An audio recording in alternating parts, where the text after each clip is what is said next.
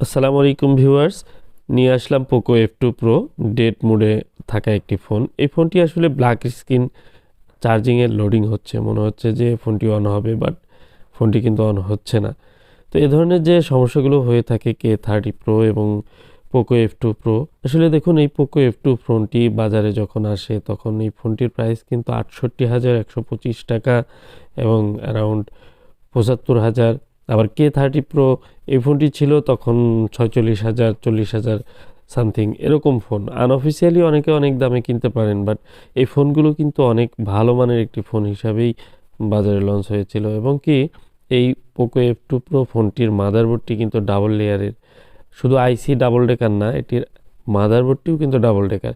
এটি 5G একটি phone এবং সুপার অ্যামোলেড ডিসপ্লে থাকাতে, আর এটির প্রসেসর ৮৬৫, এর সঙ্গে রয়েছে 3.1 ইউএফএস 3.1, অনেক স্মুথলি রান করে, অনেক হাই স্পিড আপনারা জানেন। তো এটি 128 বা 256 ভ্যারিয়েন্টের হয়, 6GB এবং 8GB র্যামের হয়ে থাকে। তো যা হোক, এই ফোনগুলোতে কিন্তু যে পরিমাণ প্রথমে অনেকেই কিনেছেন, যে আপনারা জানেন যে এই ফোনগুলো অনেক ভালো রান করেছে, যতদিন ইউজ করেছেন অনেক স্মুথলি রান করেছে। তো এই ফোনগুলোর যে একটি প্রবলেম, প্রসেসর প্রবলেম আছে, এটি অনেকেই জানেন না। তো এই ফোনগুলো যখন হঠাৎ করে ব্ল্যাক স্ক্রিন বা ফোনটি অফ হয়ে যাওয়া বা রিস্টার্ট করা, এ ধরনের সমস্যা কিন্তু আপনার হতে পারে এই ফোনগুলোতে। আর এই প্রবলেমগুলো সলভ করার জন্য আপনাকে কিন্তু র্যাম এবং প্রসেসরটি রিবোলিং করতে হবে। এটি একমাত্র ট্রিটমেন্ট যেটি হঠাৎ করে ডার্ক হয়ে যাওয়া, এলসিডি ডার্ক, অথবা আপনার মনে হচ্ছে যে ফোনটি একদম ডেড মোডে চলে গেছে, সেক্ষেত্রে আমরা কিছু ডায়াগনোসিস করি, কিছু চেকিংয়ের মাধ্যমে। যদি ফোনটি অ্যাবনর্মাল সেন্স না থাকে এবং সেটির মনে হয় যে এটি রিবোলিং করলে হয়ে যাবে, তাহলে আমরা রিবোলিং করি। দেখুন, অলরেডি আমি র্যামটি রিমুভ করে নিলাম। তো এই যে র্যাম এবং প্রসেসর রিমুভিং, এই রিমুভ করার সময় কিন্তু অনেক ক্ষেত্রে দেখা যায় যে আইসিগুলো খারাপ হয়ে যায়, কারণ এটির একটি আইসির যে সহনশীল ক্ষমতা রয়েছে, যদি অতিরিক্ত সময় এবং অতিরিক্ত হিট প্রদান করা হয় তাহলেও আইসিগুলো খারাপ হতে পারে।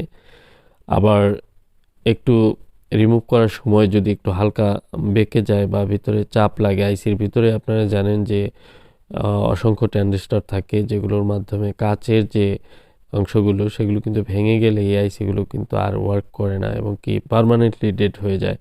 তো অনেক বিষয় জেনে তারপরে কিন্তু এই কাজগুলো করা উচিত। আর দেখুন, আমি যে কাজটি করছি এটি প্রসেসর রিবোলিংয়ের জন্য। আমি জাস্ট যতটুকু প্রয়োজন এই আইসিটি যতটুকু জায়গায়, ঠিক অল্প একটু জায়গা আমি অ্যাক্সেস নিয়েছি। মানে আমার পুরো মাদারবোর্ডের স্টিলের শেল ঢাকনা ঢুকনা খুলে পুরো মাদারবোর্ডটিতে কিন্তু আমি কাজ করছি না। আমার যে স্পেসিফিক যতটুকু প্রয়োজন ঠিক ওই জায়গাটি আমি ওপেন করে আমি কাজ করছি। জাস্ট একটি মিনিমাল অ্যাক্সেস নিয়ে আমি কাজ করছি। তো আশা করি আমার প্রবলেমটি সলভ হবে আমার প্রসেসর রিবোলিংয়ের মাধ্যমে। দেখুন, আমি প্রসেসরটি রিমুভ করে নিলাম অত্যন্ত স্মুথলি। এটি কোনো জোর এবং বল প্রয়োগ করে এই কাজটি কিন্তু করা যাবে না। তো যা হোক, আমার দেখুন একটি ক্যাপাসিটর কিন্তু আমার নিচে লেগে আছে, এটি আমি আবার আইসিতে বসিয়ে নিচ্ছি।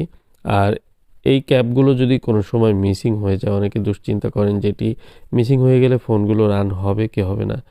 আর আপনাদেরকে একটু জানিয়ে রাখি, এই আইসিগুলোর নিচে, বিশেষ করে প্রসেসরের নিচে যে ক্যাপাসিটরগুলো থাকে, যদি কোনো সময় অনাকাঙ্ক্ষিতভাবে এই আইসির নিচের ক্যাপগুলো হারিয়ে যায় বা খারাপ হয়ে যায়, সেক্ষেত্রে আপনার ফোনটি কিন্তু সম্পূর্ণ আগের মতো রান করবে, টেনশনের কোনো কারণ নেই। অনেকে শুধুমাত্র এই ক্যাপগুলোর জন্য তার ভিতরে কনফিউশন থাকে যে ফোনটি রান হবে কি হবে না। তো আজকে আমি এই বিষয়টি ক্লিয়ার করে দিলাম যে এই ধরনের যে আইসিগুলোর নিচে অনেক ফোনেই এখন বর্তমানে অনেক আইসির নিচে কিন্তু এই ধরনের ক্যাপাসিটর থাকে, যে ক্যাপাসিটরগুলো যদি কোনো সময় হারিয়ে যায় সেক্ষেত্রে কিন্তু অনেকে ভাবেন যে এখন আমরা কি করব, আসলে এটি লাগাতে হবে কিনা। তো দুশ্চিন্তা করবেন না, এটি ছাড়াও কিন্তু ফোনটি অন হবে। তো চেষ্টা করবেন প্রতিটি আইসির ক্যাপাসিটরগুলো ঠিক মতো রেখে কাজ করতে, কারণ যেটি কোম্পানি দিয়েছে সেটিকে অক্ষুণ্ণ রেখে কাজ করাটাই হচ্ছে সর্বোত্তম। আর আমি প্রত্যেকটি কাজই কিন্তু সবচেয়ে বেশি গুরুত্ব দিয়ে থাকি, যে আমি প্রতিটি ফোনের যে কন্ডিশনে কোম্পানি দিয়ে থাকে, অ্যাকচুয়ালি আমরা ফোনটির যে কন্ডিশনগুলো পেয়ে থাকি ঠিক সেই কন্ডিশনে কতটা ফিরিয়ে আনা যায়, মানে সেই কন্ডিশনটা ঠিক রেখে আমি ফোনটিকে রিপেয়ার করব। এটি কিন্তু আমার সবচেয়ে প্রধান একটি লক্ষ্য, এবং কি আমি আপনারা জানেন যে আমি এই কাজগুলো দীর্ঘদিন যাবৎ করছি এবং প্রসেসর ইস্যু নিয়ে অনেক কাজ করছি। তো এ ধরনের প্রবলেমগুলো আমি ফিক্স করছি অলওয়েজ। আপনারা চাইলে আমার পূর্বের কাজগুলো দেখে আসতে পারেন। ডে বাই ডে আমি নিজেকে ইমপ্রুভ করার চেষ্টা করছি। তো আমার প্রসেসর রিবোলিং কিন্তু আমি করে নিয়েছি। আসলে রিবোলিং করা এই বিষয়টি আপনারা ইতিপূর্বে অনেক দেখেছেন। আপনারা জানেন যে রিবোলিং করার পর আপনার আইসিটি কেমন রয়েছে এবং আইসির যে লেগগুলো এবং মাদারবোর্ডের যে লেগগুলো সেগুলো কিন্তু অত্যন্ত ক্লিন এবং সুন্দরভাবে আপনাকে তৈরি করে নিতে হবে। তো এবার আইসিটি আমি ইনস্টল করছি। তো আইসি ইনস্টল করার পর এটি হচ্ছে প্রসেসর। এই প্রসেসরটি ইনস্টল করার পর আমি এর উপরে কিন্তু র্যামটি ইনস্টল করব।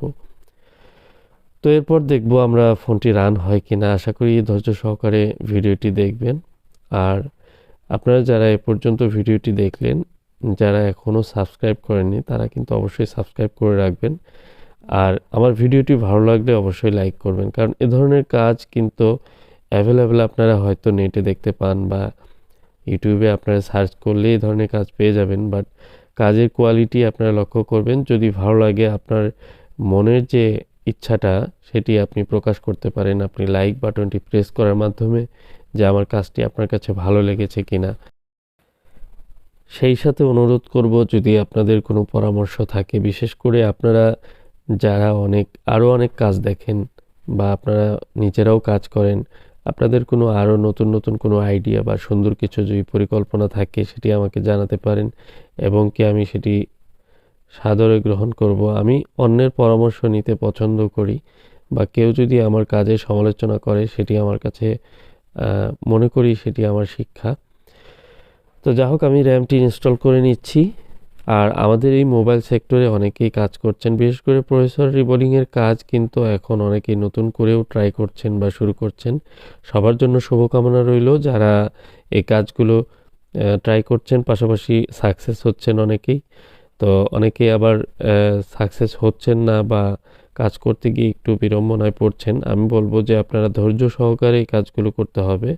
প্রচণ্ড ধৈর্যের পরিচয় যদি আপনি দিতে পারেন, তাহলে কোনো এক সময় আপনি এটি অবশ্যই সফলতার মুখ দেখতে পাবেন।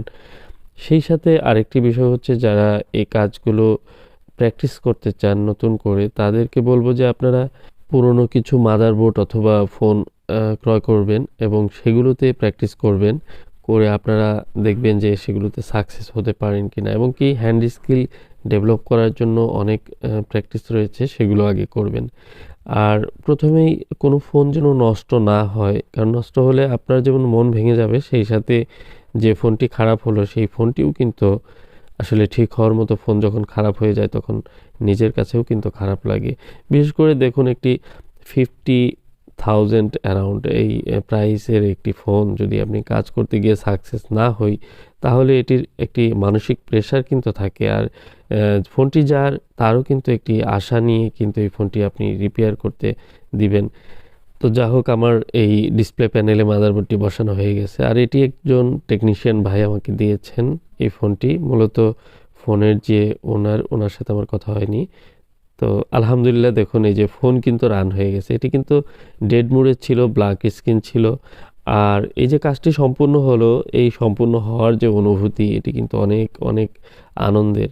যা হোক, এ ধরনের ভিডিও কিন্তু আমার আরও আছে, বা এ ধরনের কাজ আমি এর আগেও করেছি। এরপরেও ভালো লাগে এই কাজগুলো শেয়ার করতে বা কাজগুলো করতে। আপনারা চাইলে আপনাদের যদি এ ধরনের কোনো সমস্যা থাকে আপনারা কন্ট্যাক্ট করতে পারেন। আমার হোয়াটসঅ্যাপ নাম্বারটি দেওয়া থাকবে। তো আজকের মতো এ পর্যন্তই। আসসালামু আলাইকুম রহমতুল্লাহ।